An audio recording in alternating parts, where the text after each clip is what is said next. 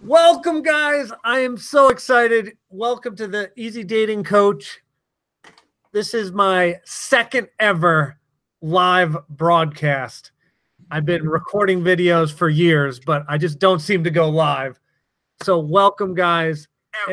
And I am so excited because I got my good friend, Brendan Burns. And more exciting than that, Brendan is an expert not only on dating, but he's an expert on making life better and getting you ready for dating, which I so rarely talk about. And this is so important because it doesn't matter how much strategy I give you guys. If you're not in a place to date, if you're not happy, we're never going to get it done. So anyway, guys, stick around as well. We've got some free gifts later, and also go in the chat, ask some questions. I don't want this to be boring. We are freaking live. So I'm going to be checking your questions. You'll see my head down. I'm going to give them to Brendan, give them to myself. We will answer them. But anyway, Brendan, say hi to everybody. Mike, thank you so much for inviting me here. I am blissed. I am excited. I'm ready to go. Oh, man. It's got just as much energy as me. This is going to be an insane live. I love it. All right, guys. Topic today, how to be the best you so you can get him. Yes. Being the best yourself. All right, Brendan, let's hop right into this, pal. How can people live more authentically as who they truly are, and what is positive impact can that have on dating, my friend? Now, to become who you truly are means to embody what you were meant to do and acting as your real true self. And we spend more time in our lives and our jobs than anywhere else, more than we're at home, more than we're sleeping. We spend our most time doing our career work than anything else. So for me, it starts with living a authentic career, an authentic profession. Now, I understand that it's hard to change jobs. It's hard to always cultivate that on your own terms, to have your own business. But thinking about starting with your career, how can I be authentically doing what I love? I was actually just meeting up with someone yesterday. She's a friend of mine. We're in the same networking group. We've both been to the same personal development seminars together. And she told me that she really wanted to manifest a man in her life. She really wanted a partner that she could share her life with. And it was important to her that she was able to do that with someone who is passionate about their work and their career, because they'll come home at the end of the day, they'll be really happy, they'll be really excited. And she said that in order to attract that, she had to become that herself. So she had to stop saying, okay, what's the corporate lifestyle that everyone else is living, and how can I create an awesome business of my own? And I actually have the business card right here. You can see a hanger on it. She has this awesome company where she comes and she redesigns your home and helps you feng shui your apartment, do whatever you need to do to make it awesome. And she loves to do that. And then now she is in a relationship with someone that she's been in since last fall, with a guy who loves his job and is super passionate about that. Now, she told me, you don't have to be a multi-bazillionaire, the founder of Facebook, whatever. It just has to be something that you either love doing or you're working towards that. She told me that she met a man once and he was in the Marine Corps and he was about to leave. And she said, what do you want to do when you get out of the military? And he said, I want to deliver mail or deliver packages. And she said, oh, yeah, that's like your big aspiration. And he said, yes. Because have you ever gotten a package, seen a new shiny package waiting for you, and not gotten excited and said, what's going to be in that box? He says, I want to be that guy who hands the package to those people all day, every day. And she was like, you know what? That's so cool, because if that's what he's passionate about and he wants to do that, that's cool. I just want someone who's living authentically. So when I think about living authentically, I start with the career, but then I move on to other areas of your life. For example, who are you spending time with? Who are the friends, the family, the people in your life? And are you engaging in activities with them that you truly enjoy? In my past, I used to go out and drink beers and eat unhealthy food and do all these things because I thought that's what would get people to like me. And I wasn't being my true self. And in those environments, I was attracting women who were doing the same things that I wasn't interested in. So I was pretending to be someone else, and I was attracting women who were attracted to that person that I wasn't. So what did I do? I changed up my career. I do my own business now. I'm really passionate about that. And I changed up my friend group, and I hang out with people who are doing things that are interesting to me: rock climbing, playing indoor soccer, traveling, studying, praying, meditating, whatever it is, living my authentic life. And then guess what? My girlfriend, I met her at one of these events. We go to her church together. We do all these things together because I lived authentically, and then I attracted someone on that same wavelength as me. I love that. That's so amazing. And congratulations on getting to a place where you are living your authentic self. So let's move on. So we've talked about this in all the time, but what is the difference between masculine and feminine energy, and why is it important for a romantic partner? So in my experience, if you talked to me 1 year ago, I would have said, Mike, this is nonsense. I don't believe in masculine and feminine energy. Mm-hmm. And that was because I was in denial about the fact that even though my core is masculine energy, I was embodying feminine energy as a result of my upbringing, which conditioned me to be more feminine. And I think a lot of people live in an energy that may not be true to them because that was how they were conditioned from their past. Or maybe they had totally fine childhood, but now you take a woman who's an adult and she wants a partner, she wants a boyfriend, she wants a husband, and now she's playing big time masculine energy all over the place, and then she's going to attract feminine men. And that might not be the right partner for her, because when you have a relationship, when you have any kind of sexual chemistry, there's polarity. You have to have one masculine and one feminine. Now, granted, we all have both in us. And I don't want the men listening to be like, okay, I have to be all macho and masculine, and all the women to say, I have to float around and do nothing. Because as you know, part of your dating strategy requires a lot of masculinity. Mm-hmm. You have to create the match profile. You have to get out there. You got to go on 100 dates or whatever. But when you're on those dates, I think you encourage them to embrace more femininity when they're there, if that's their true energy. Mm-hmm. So in my past, I'll just give you an example. Yeah. I personally embodied a lot of feminine energy because I had a very controlling and domineering father who was actually feminine. Controlling isn't masculine. Controlling is a way to try to feel masculine. And he pushed down my ability to be masculine. So to get his approval and to fit in with his system, I had to be feminine. Same thing with my mother. She was very masculine, tried to control me. So I was like, how do I get love from my primary caregivers? Be feminine energy. Okay, it served me well to get love from my parents. And then I carried that through in my life without realizing it. All way buried down, totally subconscious. So now adult Brendan is going out on dates and is starting to connect with and feel chemistry. If I'm with a feminine person, then there's just two feminine polarities or energies. There's no polarity. Have you ever heard the term being friend zoned? Yeah, of course. That's when you're feminine energy with a feminine woman, and then they're attracted to the masculines. So they just see you as another feminine. That's so interesting. Yeah. So so I would have a lot of friend zone situations, and then for a relationship to get off the ground, I would have to be with a masculine woman. And that's what happened to me. And there's nothing wrong with a masculine woman. One of the preeminent relationship coaches in the world, in my opinion, I don't know if he would agree with this, but based on seeing him live once, I believe that he carries slightly more feminine than masculine energy, and that his wife is slightly more masculine than feminine. They did an event together, and she was the one running the show. She was talking more. She was answering questions. She was the leader, and he was more in the feminine. So it doesn't really matter who's who. Just being true to yourself, I think, is really important. And I wasn't being true to myself. I was being more feminine when the true me is more masculine. And I think what the listeners could possibly take away from this is you probably have a lot of amazingly beautiful, divine goddess women out there who deserve to be loved, and they want that love, and they may be playing a little bit too much of a masculine role to try to create that. And I'm sure you've seen that with your clients, and you've helped them embrace more femininity. When you came on my podcast, you told me that. You said, okay, you can write the first message, you can go on the date, you can express interest, but you have to let the guy do the follow-up to see if he's genuinely interested or not. So to me, that means pulling off the masculine, going back to some feminine. All right, how about this, Brendan? Help us out. So, you know, there's a lot of great men out there, and they don't know about this masculine feminine thing. And maybe there's a fantastic guy out there that a woman is watching this right now, and she's dating an amazing guy, and she wants him to be more masculine. Yep. and he's got all the qualities she wants. She wrote her top 5 things that she needs, and he's got the top 5 things, but he doesn't get the roles.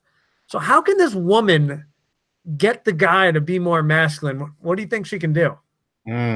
So that's a great question that I see all the time, especially with couples that I counsel, is like, how do I get my partner to fill in the blank? And I think that comes down to communication, showing them what's at stake, showing them what's important to them, and then ultimately leading a horse to water and seeing whether or not he'll drink. And for most people, I would say women, just introduce some of these resources to your men. And it doesn't have to be like, oh, I need you to change, or I need you to do this. It could be more of like, oh, hey, my brother or my dad or whatever, I saw this cool book. I think you might enjoy it. Becoming more masculine can be fun. There are some really good books out there on it. A few books that I've read, like Lewis Howes has a book called Removing the Mask of Masculinity, something like that.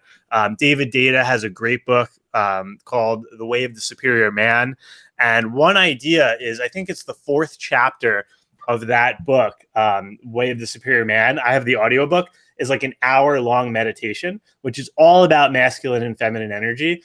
And I don't know how you feel about bribes or involving physical, sex, intimacy into the equation, but I think a woman could go to her man and say, hey, I want to do this meditation with you, which can incorporate sex and touching and all physical stimulation that I think a lot of men would be very interested. And also, you're doing a masculine, feminine energy meditation together. So that's one opportunity, is to check out that recorded meditation from Way of the Superior Man. But I could go on and on with more and more resources. But ultimately, I think that's part of it.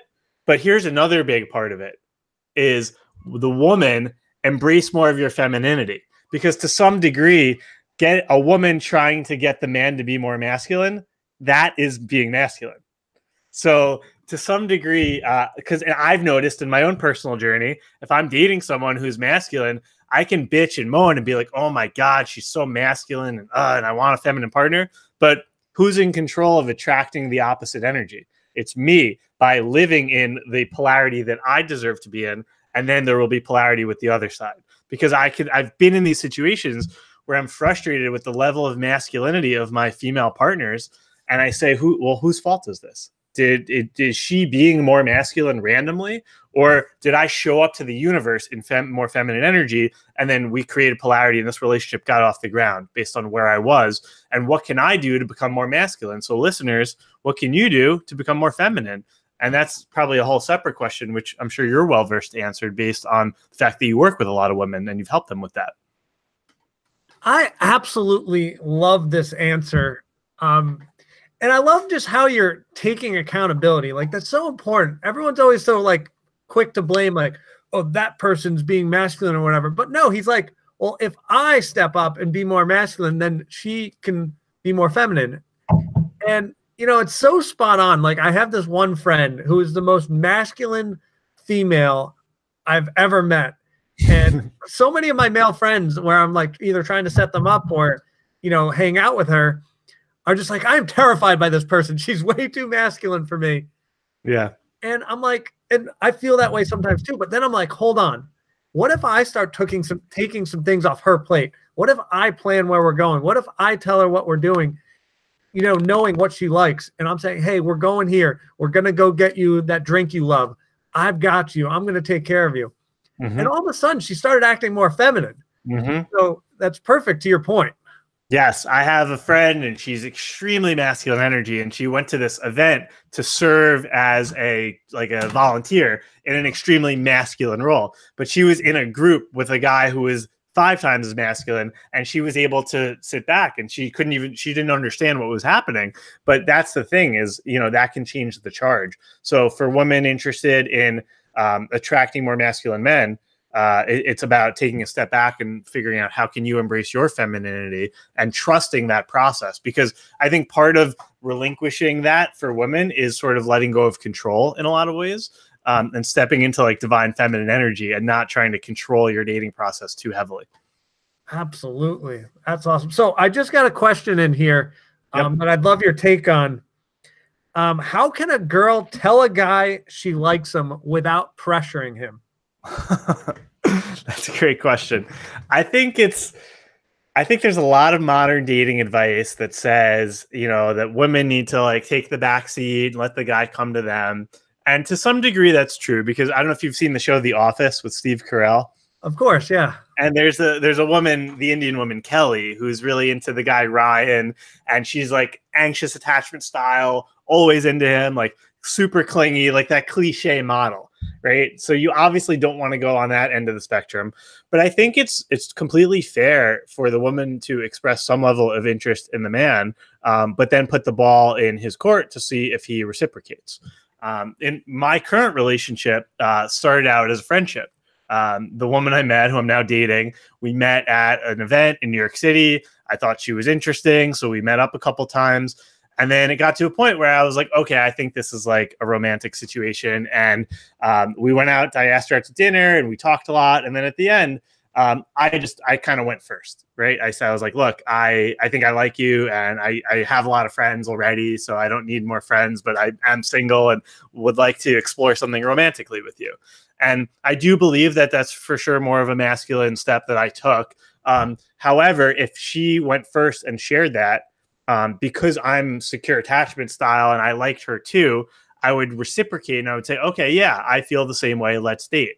So I think there's nothing wrong with the woman taking the first step. You just want to make sure, women, that you don't take all the steps, right? You can say, it's like, hey, I really want to do something with you Friday night. Okay, now the guy needs to start doing some planning. You can step in and help, but it's got to be a balance. Like each person has to sort of meet in the middle. Yeah, I love that answer. And like, why not? Like, life's too short. Like, quite frankly, like, I'm an idiot.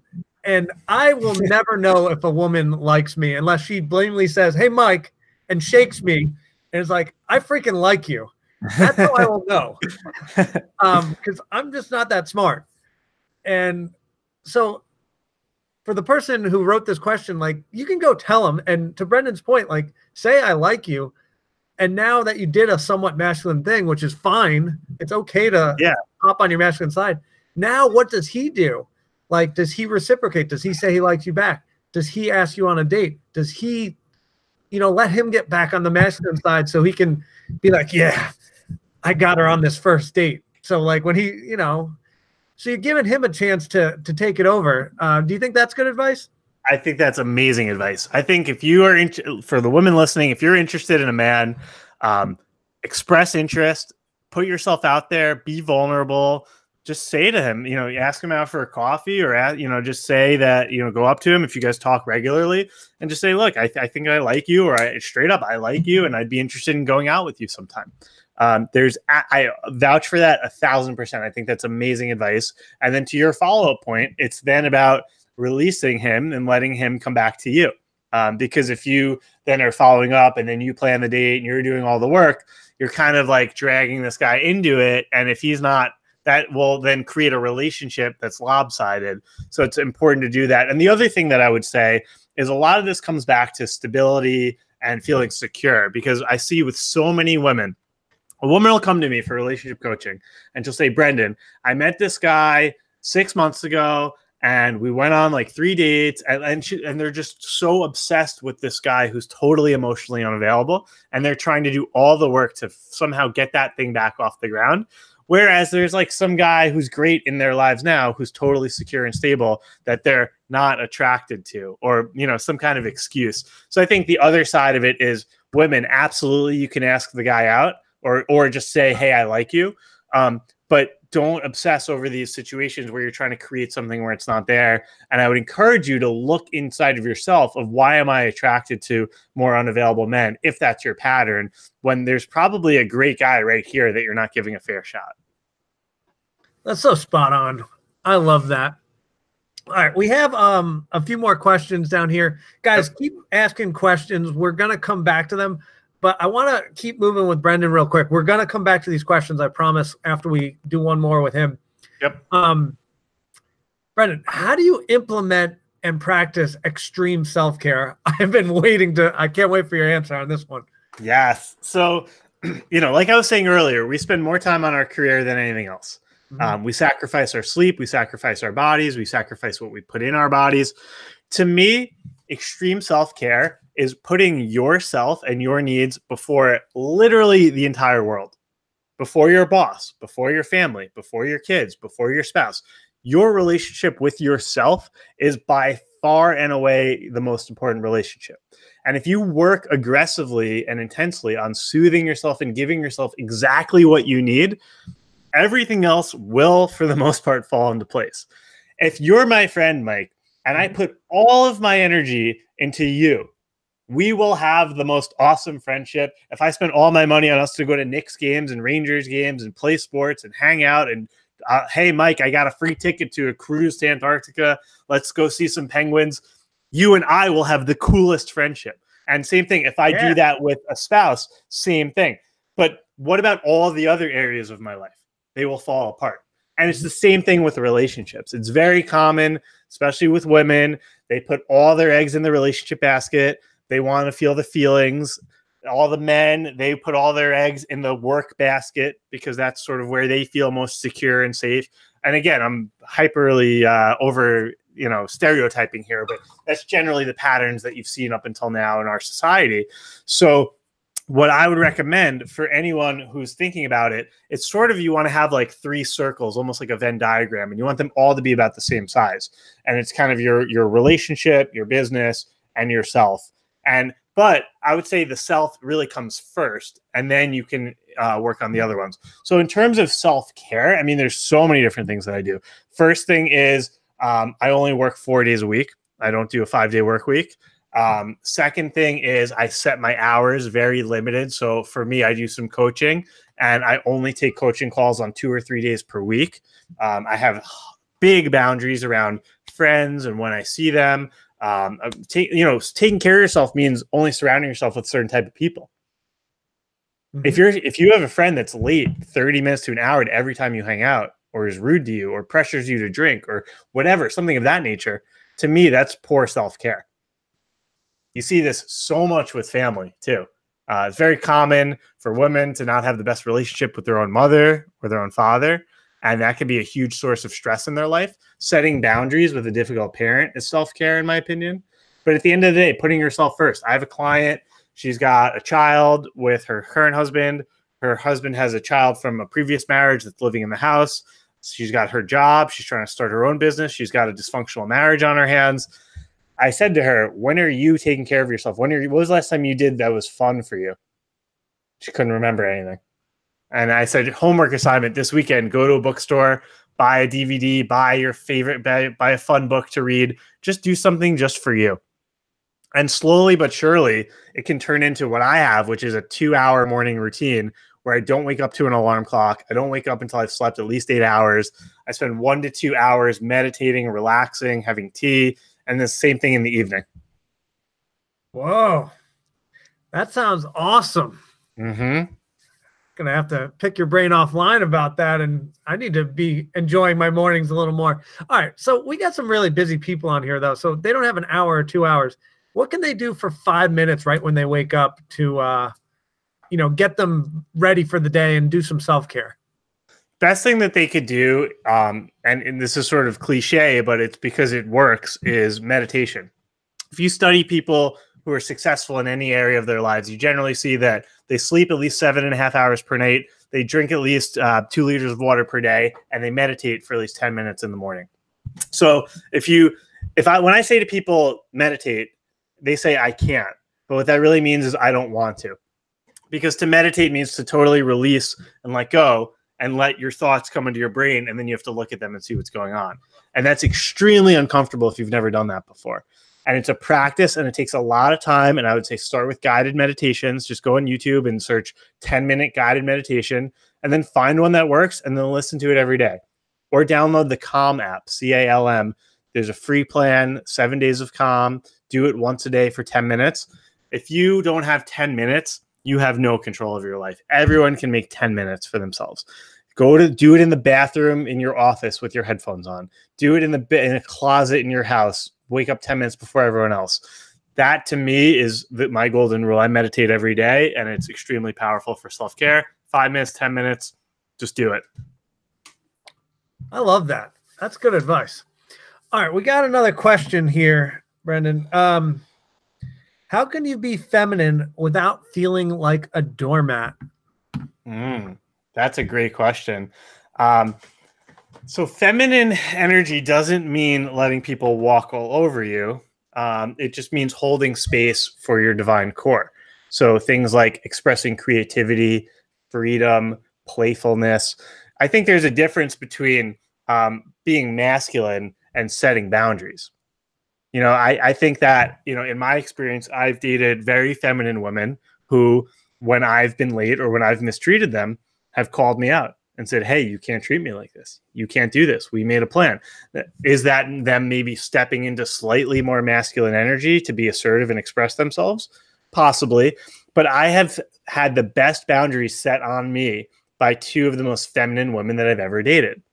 So I think it's a balance. And I don't think that being feminine and being a doormat are the same thing.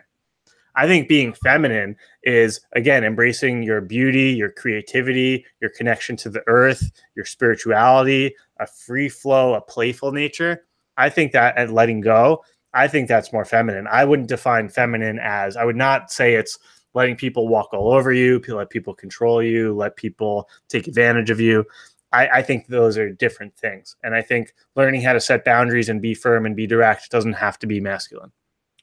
Yeah, sure. Is there like a strategic way to say a boundary so that you're not scaring off a good guy, but still being true to what you need? The more boundaries you set, the more respect you'll get from men. This is a huge thing that women need to understand, is that women make themselves too available. They can be too much of a people pleaser, and they can be too much of that doormat because they're afraid to scare away the man. In my personal experience with people that I've hired for my business, people that I've dated, people who set really firm boundaries make me very interested in them. Rejection breeds obsession. The people who have said no to me, the people who take longer to respond to me, and within reason, right? I don't want someone who never responds to me and then I'm craving an unhealthy pattern. But people who set firm boundaries with me, I have very high esteem for. I hold them with great respect. And it's the same thing with women. I think women are afraid, and I've done this too from my feminine past of anxious attachment style and feminine energy. I remember one time I started dating someone, and it was a great relationship. It was the early innings of our relationship. And we had a Friday night date. She slept over. We had so much fun. And then it was Saturday morning. She goes home. And right before she leaves, or maybe when she got home, she said, hey, me and my sister and her husband are going to be cooking pizza tonight. Like, you're invited to come over. It'll be fun, but no pressure either way. And you got to listen to your gut. And my gut was just like, nope, you need a great night's sleep. If you go over there, you're going to either sleep in Jersey City or you're going to get back at 2 a.m. And this just is not what you need right now in your life. You have this relationship with her. She's not going anywhere. You can do this another time. So my first instinct was right. And I told her, like, oh, I would love to, but I'm so tired and I can't wait to see you on Tuesday or whenever our next date was. And then right after I said that, my mind launched into this like anxious activated system, like, oh my God, I'm going to lose her type thing. So I want to be compassionate towards women who are afraid, to set these boundaries and to do these things. But what it did was it made her much more interested in me, because she said, oh, okay, this guy takes care of himself. This guy respects himself. This guy isn't people pleasing me, because women can smell that a mile away. Women don't want men that they can control, because they might try to get a guy that can control, but ultimately they're going to wind up resenting him and not having any respect for him. And if you don't have respect for your partner, you don't have a relationship. Do you think really what happens with the big fear of these boundaries is really women are thinking, if I say this boundary, he disappears, but really it's the only time a man disappears is if the value, assuming he likes you, is if the values are not lined up to the values he wants in a partner. Do you think those kind of overlap and we miss seeing that? Yes, I think there are many women and men who are afraid to set a boundary like that because they never have in their past, or because they've dated the wrong type of women or men in their past. Like in my experience, in my past, I dated emotionally unavailable women. So guess what? If I said no to something, they would disappear. they would go find someone else. So I was conditioned to always say yes in order to retain my partner. But I was always in the relationship with the wrong type of woman. With the right man, so ladies who are listening to this, if you're dating the right man for you who's genuinely interested in you and you have a great time and he invites you to something last minute but you can't go, if you say no to him and he's the right guy, he's not going anywhere. He might be a little upset. Oh, I really wanted to see you. But he's not going to go meet another woman just because you couldn't make one event, especially if you can propose an alternative. Just say, I'm really tired, or tonight doesn't work, or I have to work late with my business, but how about tomorrow night, or how about next week? So I think that, like you said, with the right type of person, yes, there is that fear that if I don't give in all the time, I'm going to lose him. But you have to set those boundaries and give him the chance to not disappear and see if he's worthy of the task. Absolutely. And it's a great saver of time, if you will, because if you do set a boundary that is important to you, and then the guy does disappear and you never talk to him, well, great. Yeah. Like, on to the next guy. Like, this is perfect. Instead of wasting months, years with the wrong person that, you know, can't adhere to a boundary, you just saved yourself a lot of stress, right? Yeah. Yeah. You want to find these things out sooner rather than later. All right, beautiful. Let's keep moving. Guys, if you have any questions, I am checking this puppy. So ask away and we are going to answer them. And Water and Fire, thanks for telling us we're awesome. I appreciate that. All right, Brendan, next question. Yes. Why does professional and career success lead to healthy relationships? Because if you're not happy in the predominant area that you're generally spending the most time of your life in, you're not going to be happy in other areas of your life. And I think one of the biggest misconceptions about a relationship is that the relationship is there to serve you and that your partner is there to make you happy and that your partner is there to make your needs. And if you approach a relationship from that standpoint, you are not going to be in a healthy long-term relationship. A healthy relationship is about getting obsessed with meeting your partner's needs. Now, I know we're talking to a lot of women today, so we got to be careful that you don't become like this codependent people pleaser. But a healthy relationship is when two people are obsessed with meeting each other's needs and not trying to get anything back from themselves. So from that standpoint, to be able to give and to be able to sort of be in a good place, that to me comes from having a healthy, successful career. You see this a lot, especially in like older, couple generations back, where you had a lot of women who didn't work and they didn't really have a lot that they could take personal ownership for, and they would rely on their man to make them happy and to meet their needs. And that was obviously not a recipe for success. In my opinion, it's a balance, because you can have nothing that you're passionate about, and that's not going to be good. But you also don't want to become this workaholic, like always gone and not have time for a relationship either. So it is finding a balance. But I believe that if you are spending your days doing things that you enjoy and you feel empowered and you're happy, and then at the end of the day, you come home and you're with your partner, you're coming from a good place. You're coming from a place of love, of being centered, of being present, where you can give and you can connect with your partner. So I think having success professionally can be a great way to then have success personally. Oh, I love that. All right, Brendan, one of our viewers loves your advice and wants to know where she can get more content of yours. So we're going to do some more content, but where can we find your stuff? Yeah, so the best place to find me is through my website, Brendan H as in Harry Burns.com. So BRENDANH Burns.com. Everything's there. The podcast, my programs. I think people would really enjoy my Instagram account, which I've put a lot more energy into, specifically around relationships. It's something that I'm getting a lot of traction from, especially from people in the 20s and 30s, like my age group, and they're kind of sick of this swipe dating lifestyle and being frustrated with relationships. I've been creating a lot of content around that. My Instagram is at Brendan H. Burns. But pretty much anything there will set you up to get in touch with me, get on my distribution list or anything like that. I also on Instagram, I do these things called 60 Seconds of Truth. And through my website, you can watch all of them. And I'm just like totally blunt and honest with people. Like, look, 60 seconds a day, this is what you need to do. And I just made a whole series of them, 7 in a row, all on relationships that I've been pumping out as Instagram stories. And the response has been wild. I didn't realize how many people who were following me already were so interested in relationships. Nice. Yeah. Beautiful. All right, Brandon. So let's take someone who has a totally unhealthy relationship where maybe they're dating someone either anxious or not secure. How do they bounce back and get to a healthy relationship in their next relationship? Yeah, that's good. So is the person still in that unhealthy relationship, or are they out and ready to move on or trying to move on? They're done. Either Okay. it's a divorce or a breakup. They're ready. Okay.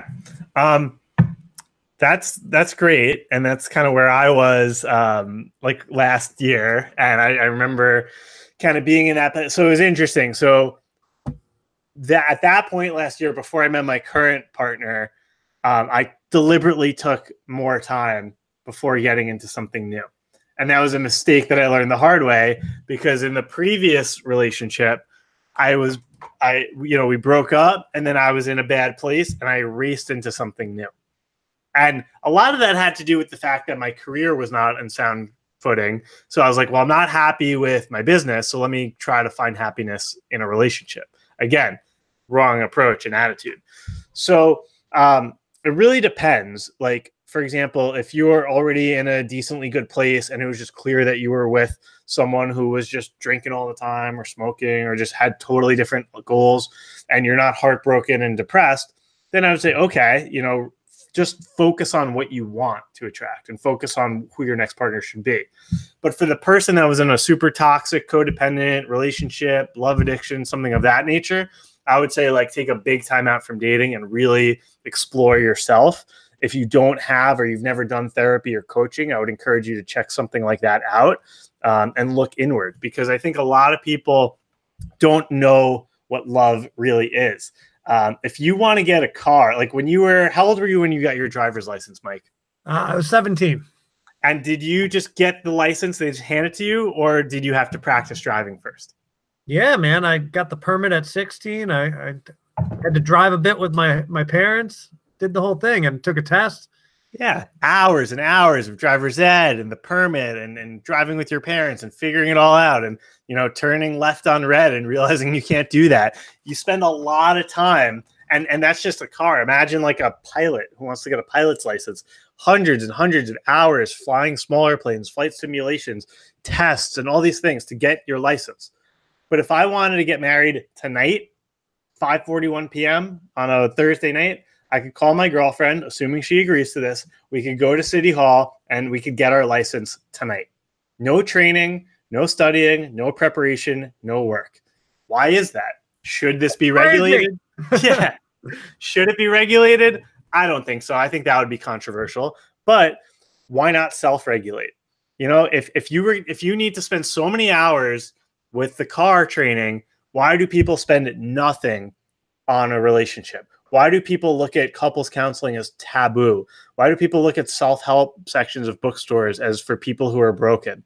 I think it's really important to see that love and preparing for love and getting to a good place yourself and investing in the relationship with your partner is one of the most beautiful and really necessary things that needs to happen. And it's something that doesn't happen enough. Like you told me when you came on my podcast, people throw away good relationships all the time because they don't know how to relate with each other. They don't know what love truly is. So I think it's really about educating yourself. And if you don't have experience, if you haven't read anything by John Gottman, if you haven't watched any Tony Robbins relationship videos, if you haven't watched your stuff or my stuff, you're not really qualified to be in a relationship. You have to kind of learn some stuff. Again, if you're a totally secure person and you were just with a psychopath and you're out now and your parents modeled intimacy well and you kind of have this already, then go for it and just try to find a better partner, explore why you chose a bad partner, and then find someone better for you. But I think a lot of people, they say that 50% of first marriages end in divorce now. It's even higher for second and third marriages. But, chances are one of the listeners, either 1 and 2, their parents were divorced, or out of that other 50%, there was probably some level of dysfunction and unhealthy patterns of intimacy being modeled. So I'd really encourage them to take a little bit of a methodical approach to understanding what a healthy relationship means and put a little time and investment into yourself in that regard. Oh, I love that. All right, we got another question, and this one's actually geared towards me, but I'm going to have you answer anyway. Okay. She said that I once said that guys want freedom in a relationship. So how should women behave on a date so that a man feels that he's getting freedom? That's a good one. So every relationship requires that you make some sort of compromises in your own life to give more of yourself to your partner, because and both partners have to make that compromise, including the men. But you also, as a woman, have to respect your partner's individuality and give them space to have their own life. So the latter point is important, to make sure that you give them freedom. But I think people forget about the former, which is that any partner is going to have to make some sacrifices to have a healthy relationship. And I think it's important to understand the difference between not being clingy or controlling or too anxious, which you don't want to do because that will scare away even a secure man, with the sort of balance of, okay, they're entitled to their own life, but I deserve to have a part of that life, a big part of that life, if it's going to be marriage, for example. So just understanding that balance, because like when you say, whoever wrote that question, to me, it seems like it's like, how can I, not express my needs? How can I give him a lot of space so he won't ditch me? And I think that attitude is wrong, because you're not expressing your needs. And I think you're not willing to open up to the possibility that there are many men out there who are very, very willing to give you what you want and meet your needs and be there for you. And yes, they deserve their own life, as do you. But I think there are people out there who are willing to and who want a close relationship. In my past, because I was kind of like playing this feminine role in my past, I would, date these very unavailable women. And then I met someone, Mike, and she was like, Brendan, I want to travel with you. Brendan, I want you to meet my parents. Brendan, I want to do a sleepover once a week. I want to do a date night every weeknight, or one weeknight a week, not every night. And I was like, wow, this is amazing. Like, I love all this shit. And then we broke up for important, healthy reasons. It wasn't the right fit. But I freaked out in the aftermath of that relationship. And I was like, no, but she wanted to travel and she wanted to spend time with me and she wanted me to meet my family. And someone said to me, like, yeah, like most secure women will want to do that with you.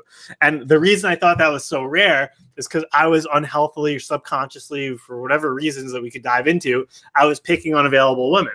So I think for the women out there who might be somewhat attracted to or just exposed to a lot of unavailable men, they're afraid that maybe a man may not be totally willing to commit to you.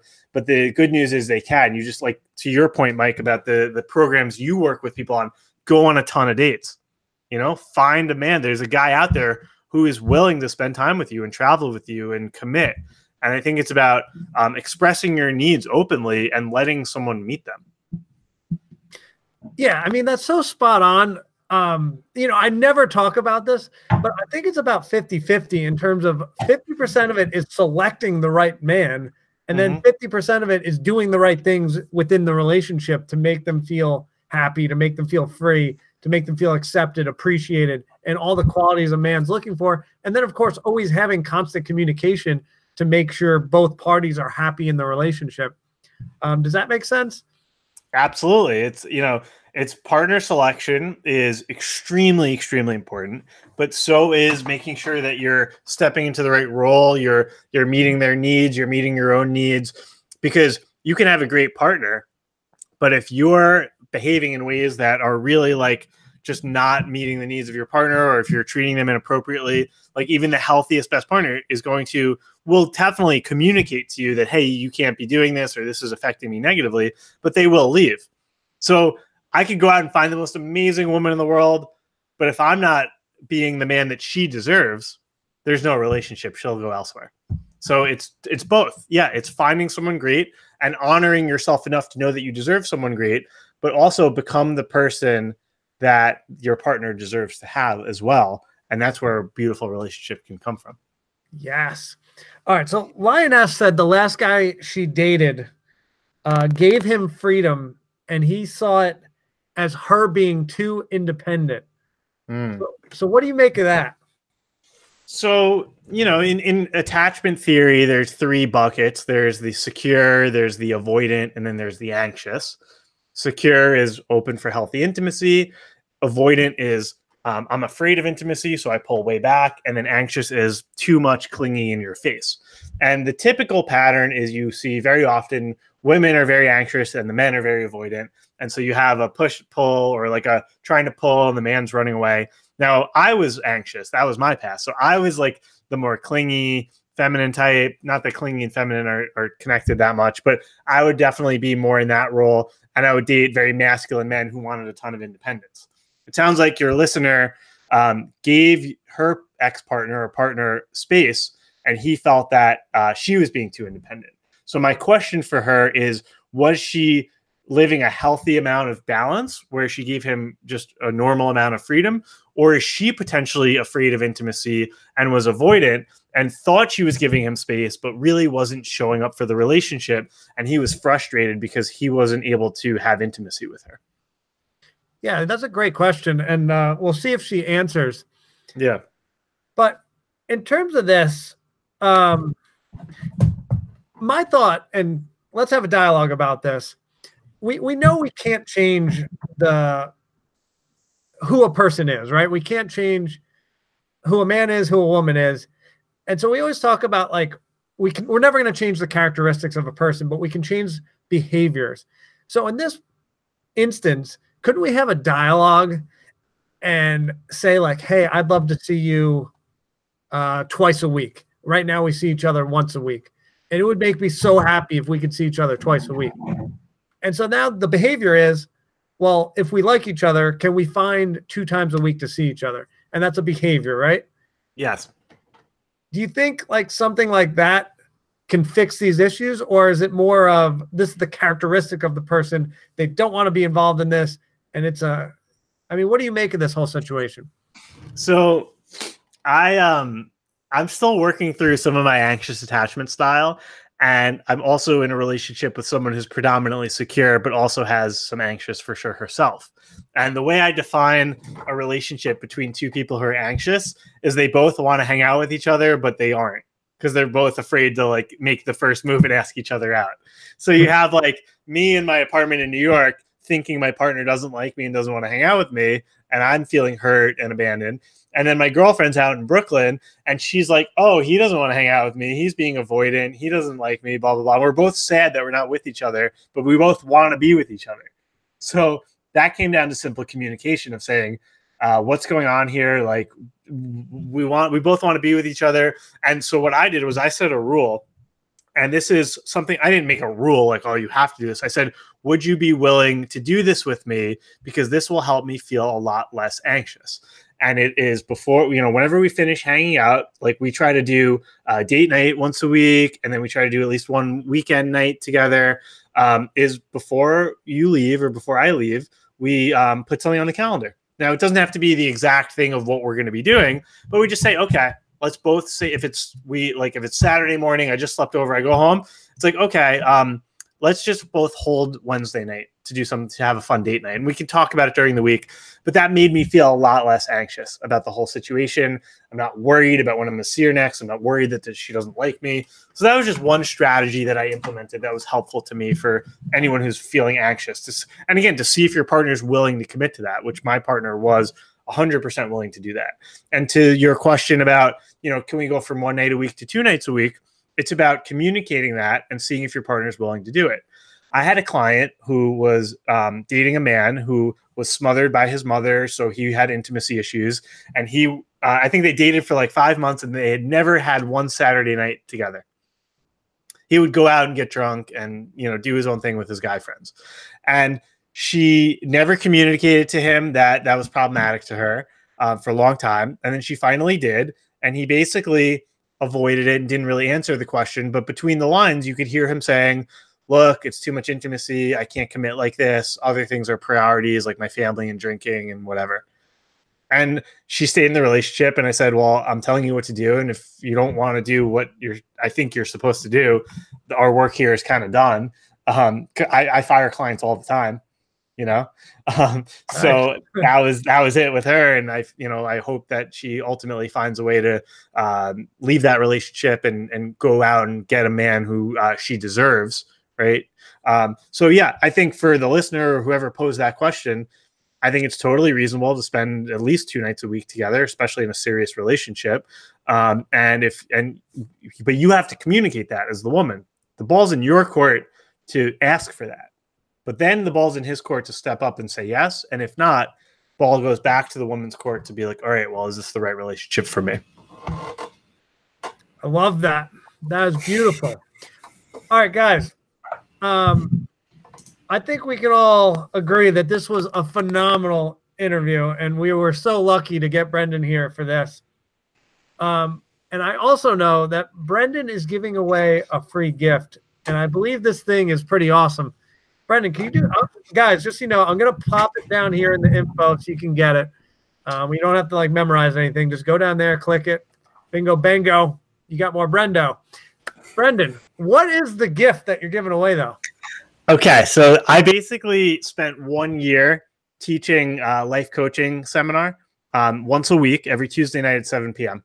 I did probably 30, 40, 50 of these, and I took my best one, and I had it recorded, and now you guys can all watch it for free. If you go to masteringlifeacademy.com, you can sign up and watch it 100% for free. Or if you just go to my website, brendanhburns.com, and you click, you'll see there's watch the free masterclass. That'll take you right to that page. But if you do this, I've had people rate me back that within 3 weeks of watching it, they doubled their salary. So really? there's an exercise in there that I learned. I went to a $6,000 week-long seminar across the country, and a guy from Australia came into the room and blew my mind open with this one strategy that allowed me to double my income. And it's not free. This isn't like cryptocurrency or flipping houses. You got to put in the work. But if you follow the strategy in this training, it will work for you. So masteringlifeacademy.com or brendanhburns.com, you'll find it there. Well, shoot, man. Yeah, you want it? My income. I'm gonna watch this thing. Watch the video and then shoot me a message. I'll hook you up. I'm going to. Yeah. Count that one. Good. I'm getting it. Can't wait. It's got me excited. Yeah. It's gonna be a good Thursday for Mike. Now, this is a really fun one because I used to do a lot of like social media, Instagram coaching. It paid the bills. It was fun. I have this big 100,000 person Instagram account. But my real passion is this stuff and happiness and coaching and helping people. So I made a new seminar, and that's the Mastering Life Academy one, and it's the hour-long training. There's exercises, there's quizzes, there's even a gorilla in there that you'll see. So check all that out. Enjoy it. It's fun. It's interactive. You can participate in the chat box. It's a really cool video, and I'm really proud that that's now on my homepage instead of like an Instagram training, because that much more represents my mission. Cool. All right. Well, this was absolutely phenomenal. I know I learned a lot. So, Brendan, thank you so much for being here. I really appreciate it. And everyone that's came to watch this live, I know this isn't great hours, especially for us New Yorkers that are working those crazy hours. And you folks on the West Coast it's much earlier. But anyway, thank you guys for showing up. The recording is going to be up here if you're not watching it live. Ask some questions. I'm going to hound Brendan, and he's the man, so he's going to check these comments, and he'll respond if you guys have questions for him. I'm going to respond. I want to, get closer with you guys and answer some questions. And, of course, if you haven't, get down there, subscribe to my channel. I'm going to put out a video every single Tuesday, and there's already a few hundred videos, so I got your back. I've got you on most topics at this point. But there's still way more for me to do. And so I love all of you, and we will see you for next video. And once again, thanks, Brendan. See you guys. Thank you, Mike. Thank you, everyone.